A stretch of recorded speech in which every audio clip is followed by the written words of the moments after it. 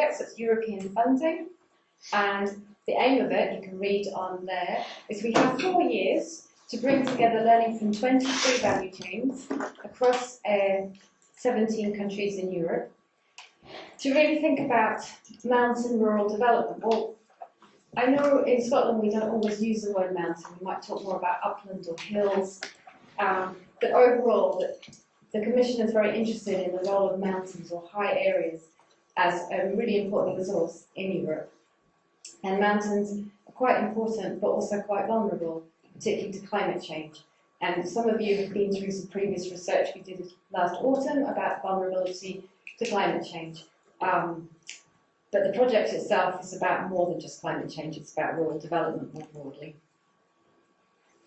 So just to remind you, these are our 23 regions, and you'll probably notice straight away we're the furthest north and one of the furthest, well, not the west, but a lot of our other cases are in Central Europe or Southern Europe, so it's quite interesting comparing our experiences to these Southern and Central European areas, and like Andrea said, you're from one of the most southeast regions. But the other thing to bear in mind is the whole point of this research is trying to do it as part of a wider community of practice, building what's called multi-actor platforms. So that's that our knowledge is not going to be sufficient for understanding and kind of energising rural development. It's actually about pooling everyone's knowledge. You're all experts here in the room in your own way about the value chain and about this area, or how this area contributes more widely to Scotland. So we bring our knowledge and combine it with yours, and that's the point of a community of practice or multi-actor platform. So value chains, because not everyone works on value chains or even uses that concept. As far as I understand, it really came into being in the 1980s.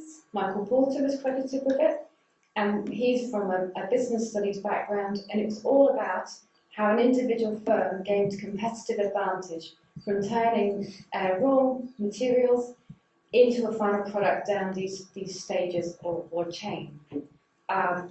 Now, fast forward nearly 30 years, and there's been like a massive proliferation of how people use the concept of value chain, and moving is kind of building on some work that was done with the European Commission by Agritura and others. There have been multiple types of ways of looking at this, which actually, rather than being focused on a firm, was actually focused on countries and commodities, about how it contributed to development. So through the UN 2030 Agenda and Sustainable Development Goals, how do value chains of cocoa, wheat, or coffee create development, economic and rural development outcomes?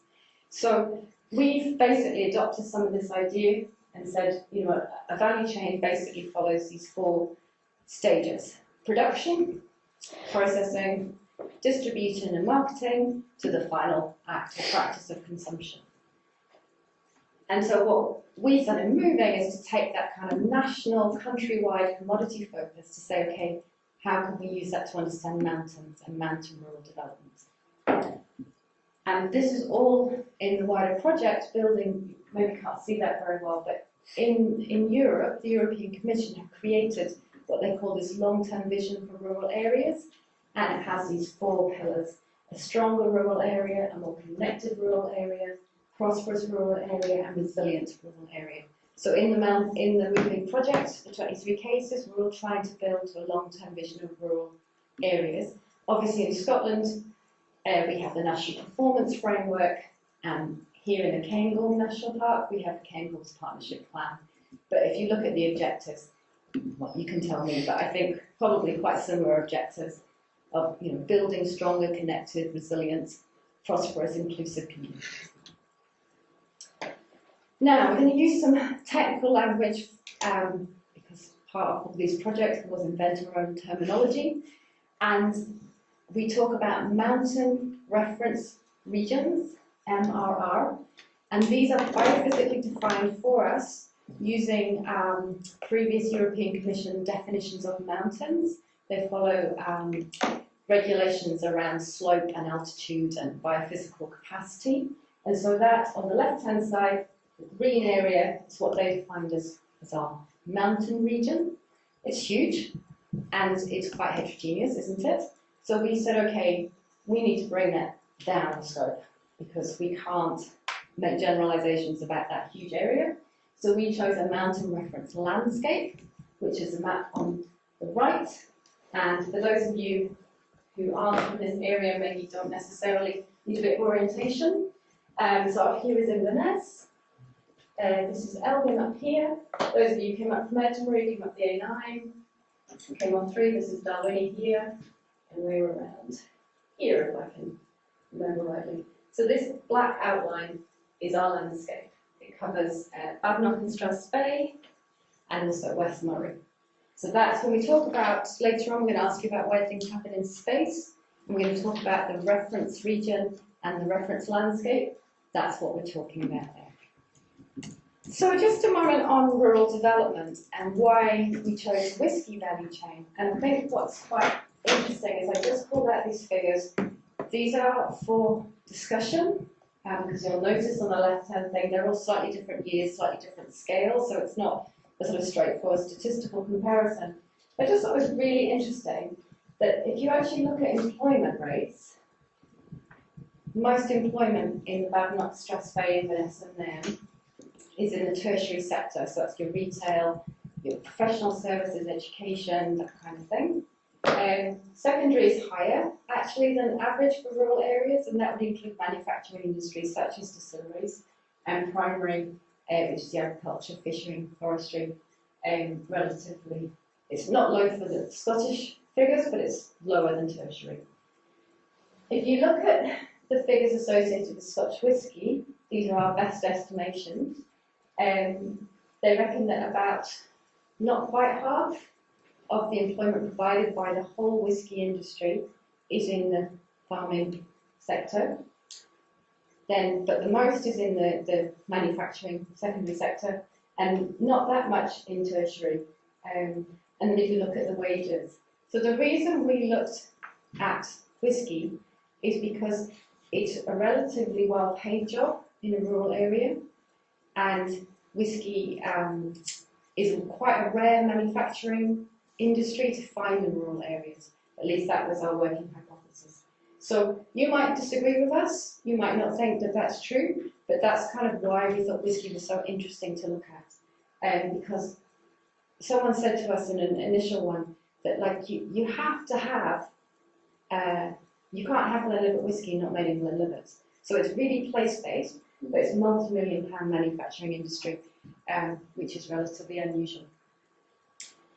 So for those of you who don't know this area, and apologies for those who've been to a previous workshop and haven't shown to you, just a reminder of what the kind of land use land cover is in this area.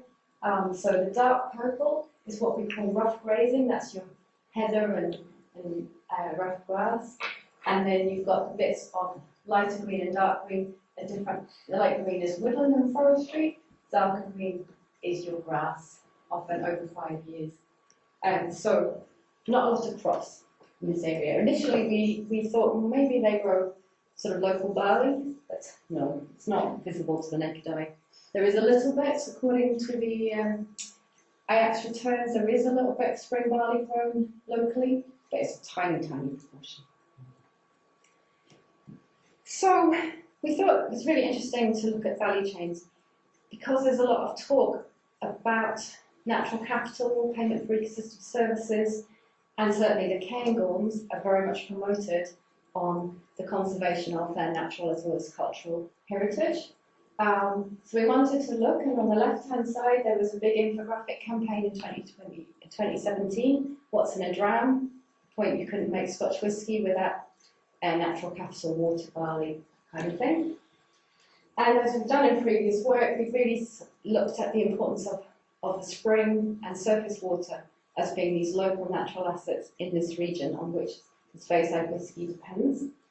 But also landscape character. And the nice thing, we'll discuss it more, but the nice thing about the value chain is you're not just focused at the raw materials going in at the production end, you're actually thinking about how the landscape is kind of interwoven with how the whisky is distributed, marketed and consumed.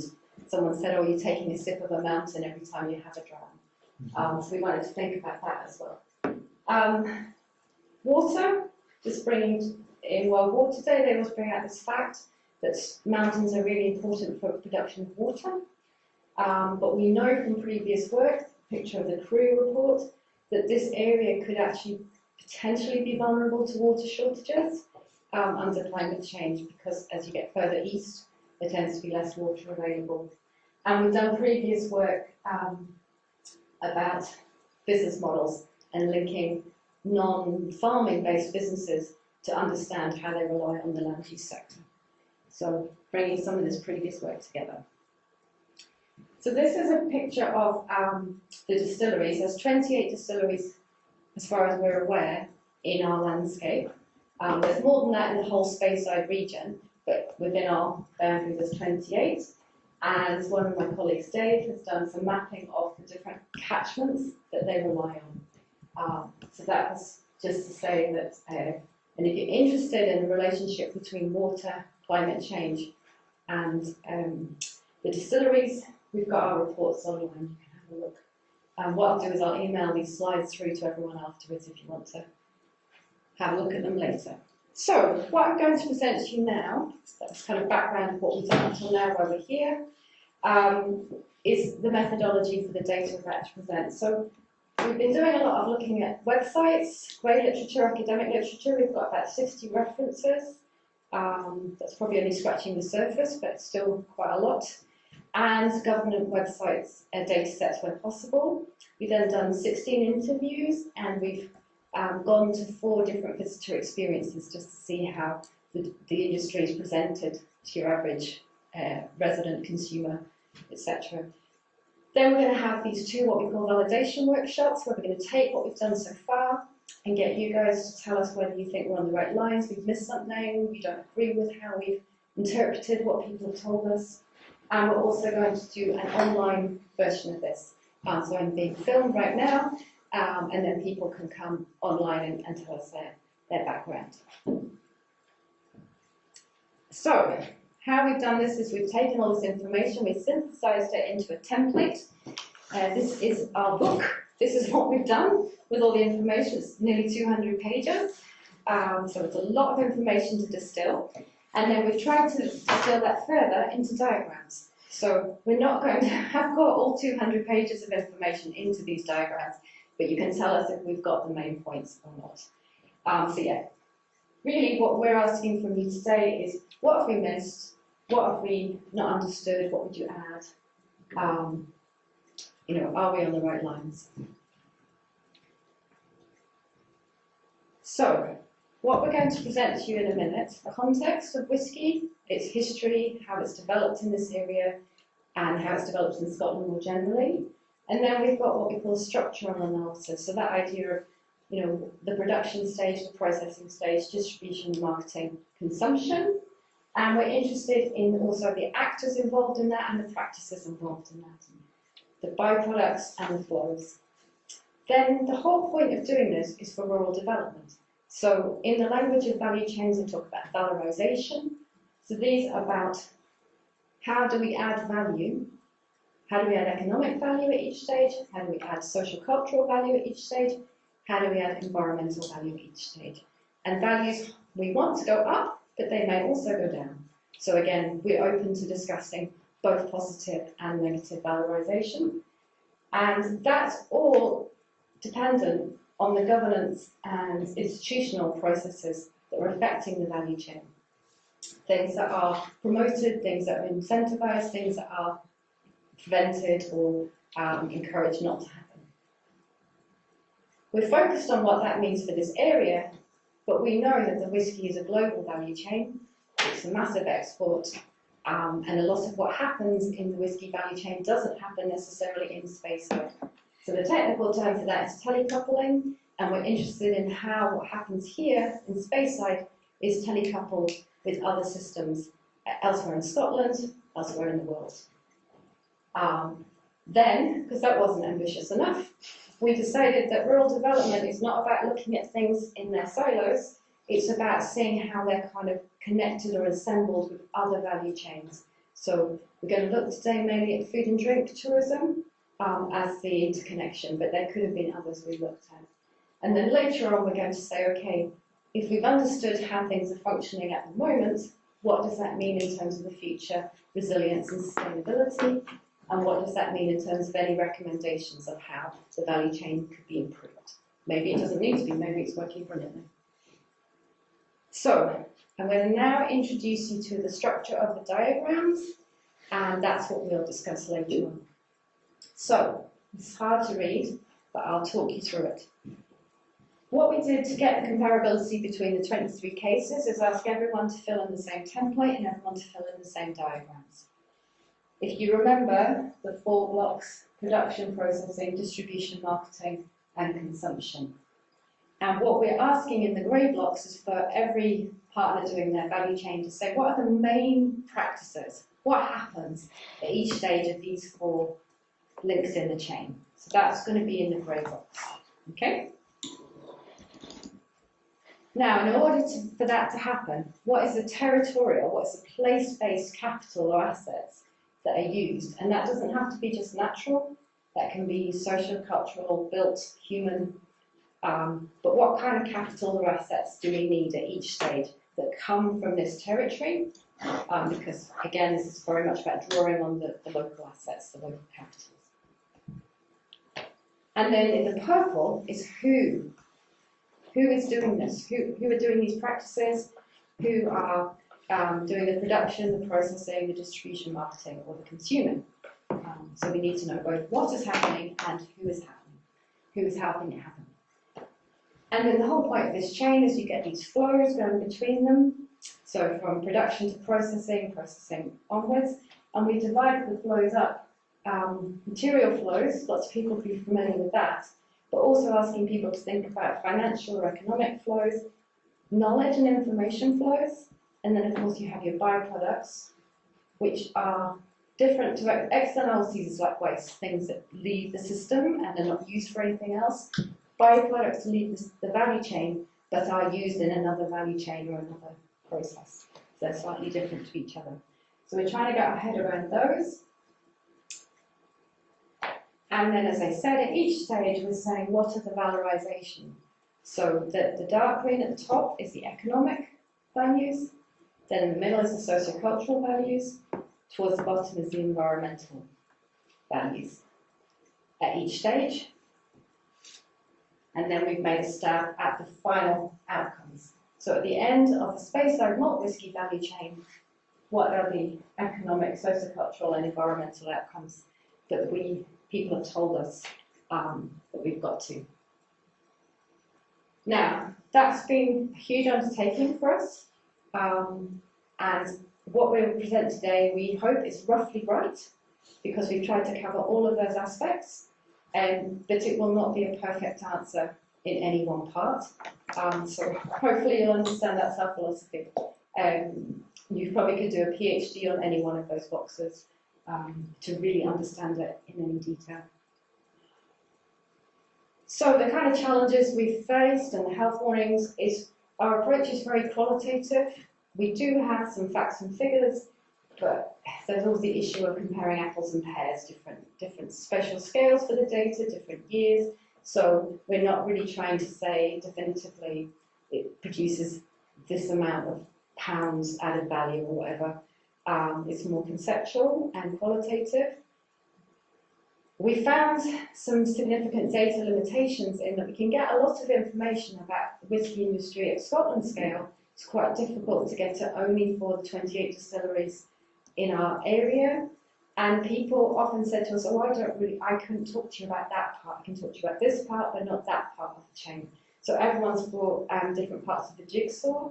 They've either been very competent and confident to talk about whisky, but not about Speyside, or we can talk about Speyside, but not necessarily about the 28 distilleries. So we've been assembling these different parts of the jigsaw.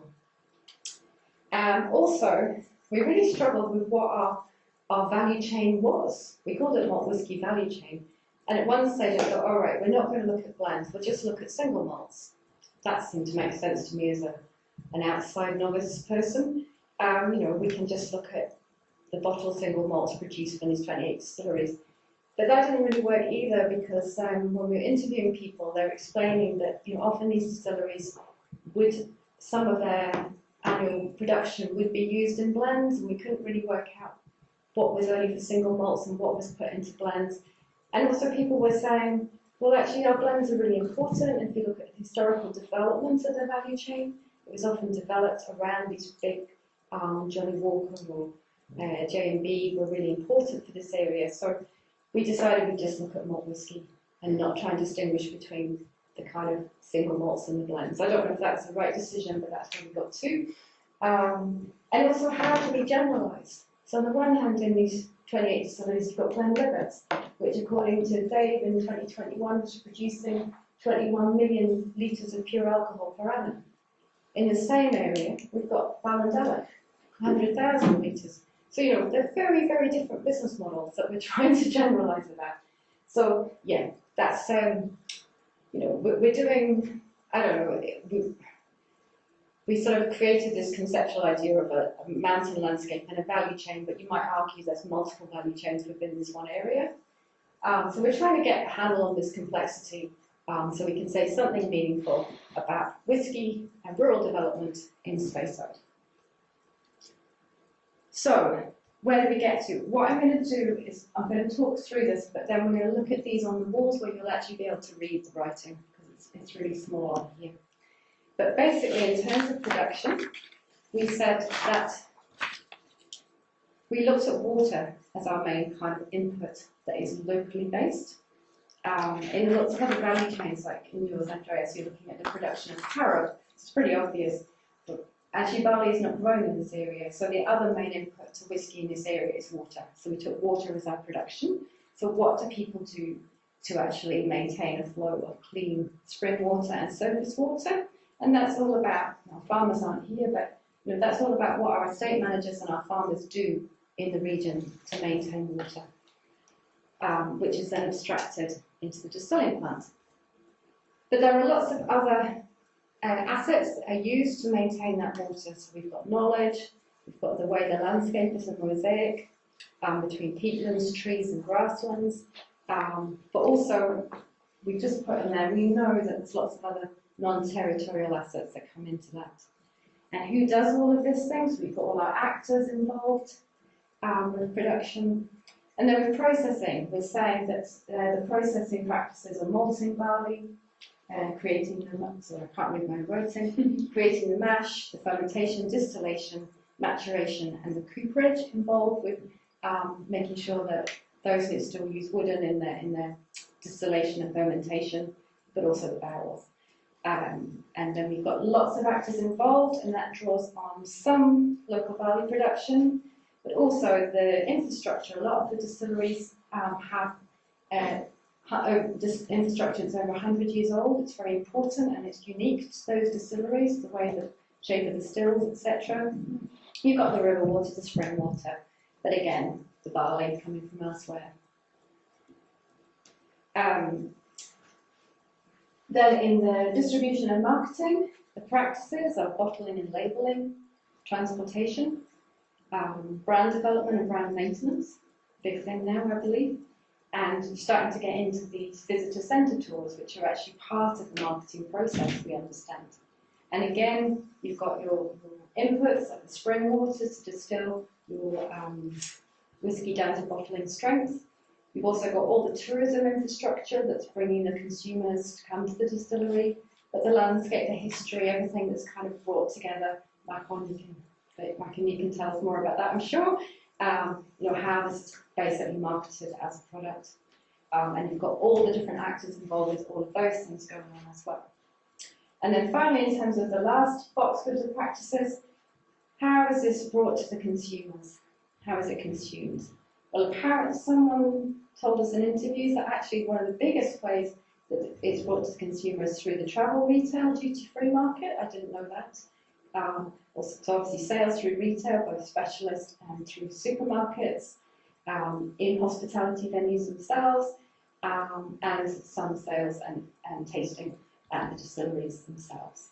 So another set of actors involved, And again, they're still drawing on some of the local assets, even at that stage. So you have this kind of agglomeration in Speyside of whisky hotels, whisky shops, and festivals. We've got the Speyside Festival just happened last week, and all the reputation and opportunities that come with it. Now, onto the flows. So flowing from production to processing, you've got the spring water and the fact that also there's a lot of knowledge about water that comes from that, from the distilleries themselves. They feed a lot of information back to SEPA. When you go from processing to distribution and marketing, you obviously have the cask whisky flowing from there. You have the angel share going off into the atmosphere. But you have these place-based brand qualities, and you have what we would argue is quite a performance.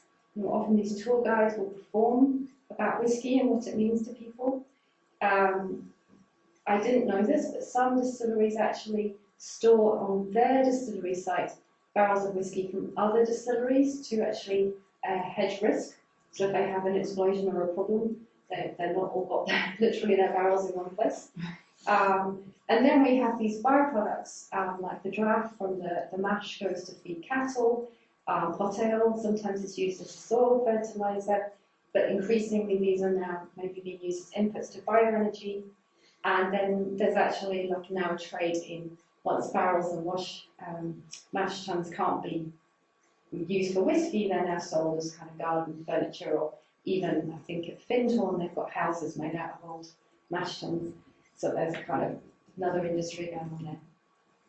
And then flows from distribution, marketing, consumption is your bulk whiskey, more payments, and then the place-based qualities. Really important Scottish cultural signifier, both for our sense of identity but also for tourism.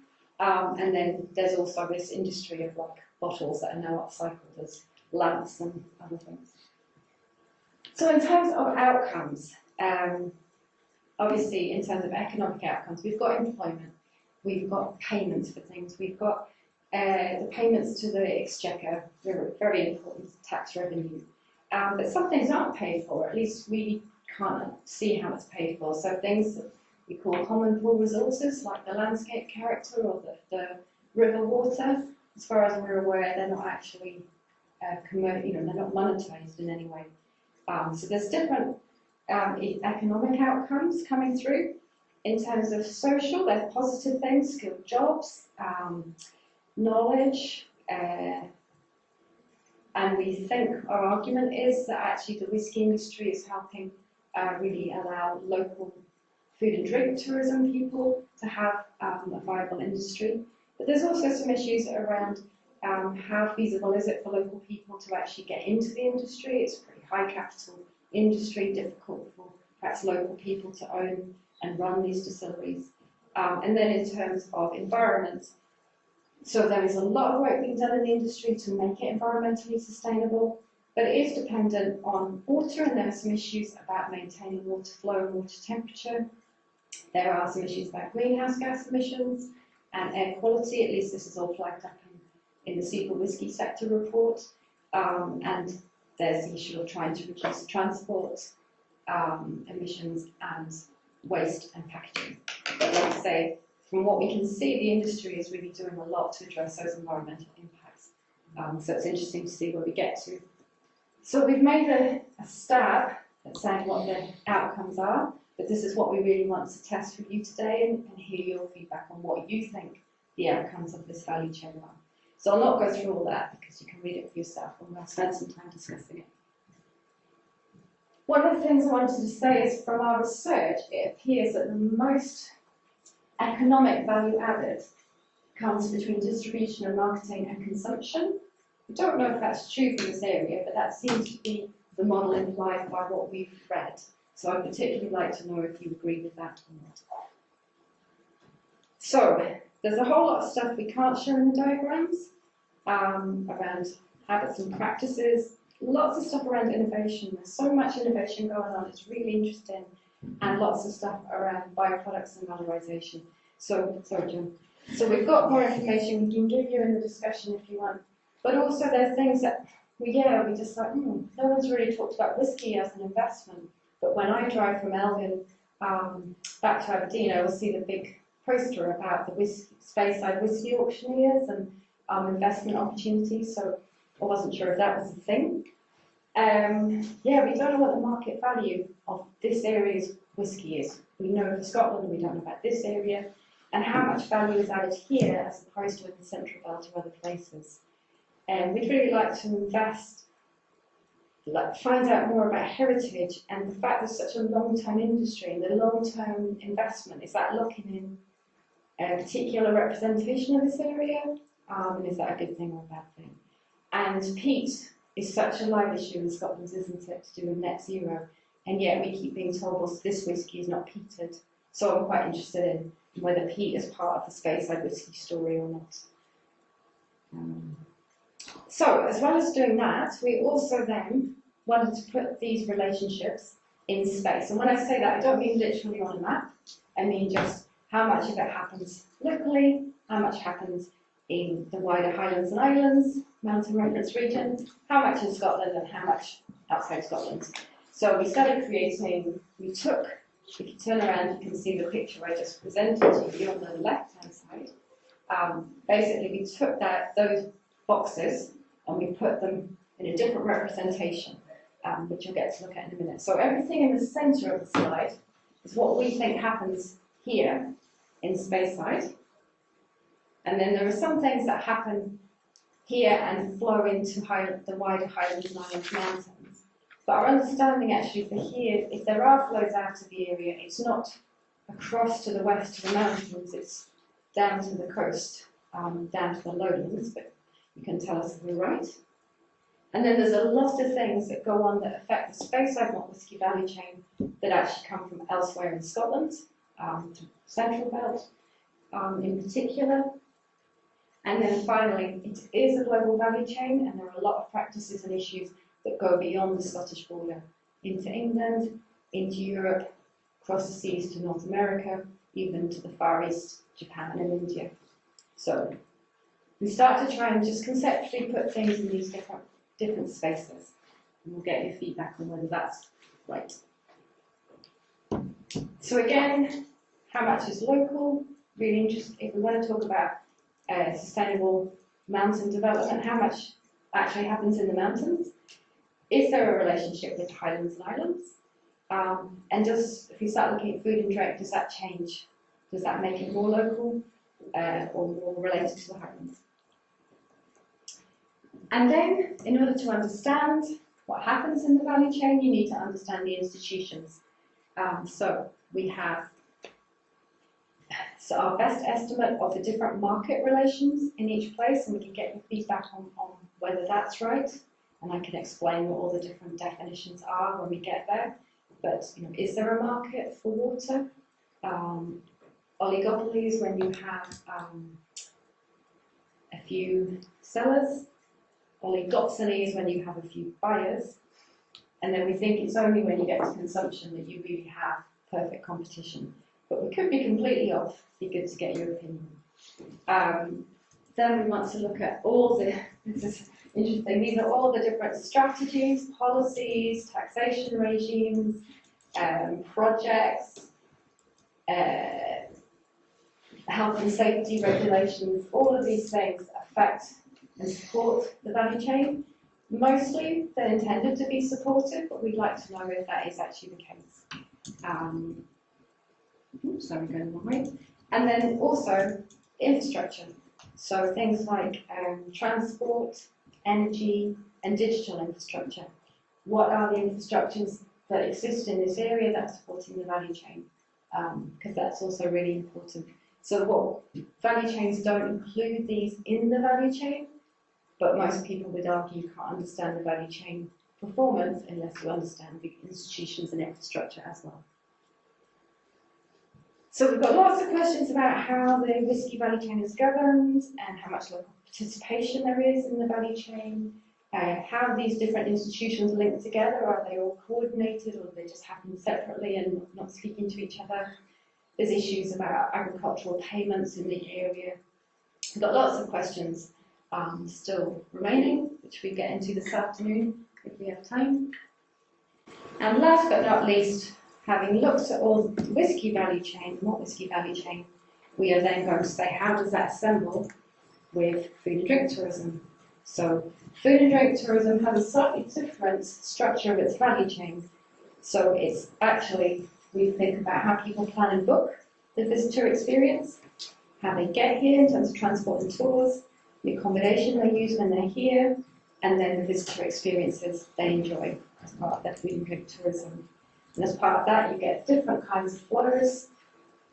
Sometimes the actors are the same, sometimes they're different, and the blue boxes are the different local and non-local assets that are drawn on at each stage. So we're introducing a different value chain, and then we're starting to say, how do they all interconnect? And having done that, what together, food and drink tourism together with the malt whisky value chain, what outcomes do they generate? So that's where we're getting to this afternoon again.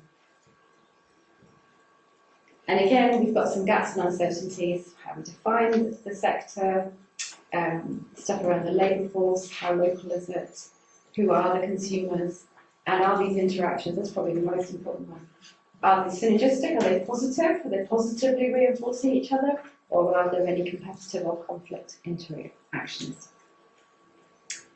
And I said before that we chose food and drink, but we did think we could look at fly fishing because of the shared interest in water, and the Spey is a world-class trout and salmon fly fishing destination. Bioenergy has come up, it's such an important issue for net zero and where we're going in Scotland with our kind of ideas, and we're really interested in some of the discussions people were telling us about the way the industry is trying to really have bioenergy on site, but also inputs to, for example, there's a refinery in Dufton, which people were talking about taking some of the byproducts from the local distilleries. I saw in the news that I think Shivas are doing some work around bioenergy and upgrades to some of their local distilleries. So there's quite a lot going on in the bioenergy area that I don't fully understand, but we could have looked at that. And also livestock farming, so issues about how they use the byproducts, but also they share with Scotch whisky this idea of PGI being a protected geographical indication. And I remember in one of our very first meetings, one of the farmers said, Scotch whisky, PGI, they have made such a success, they get so much premium, and yet we're a PGI and we don't get any premium at all. What can we do to learn from whisky? So yeah, we were thinking about that, but we've gone with food and drink tourism.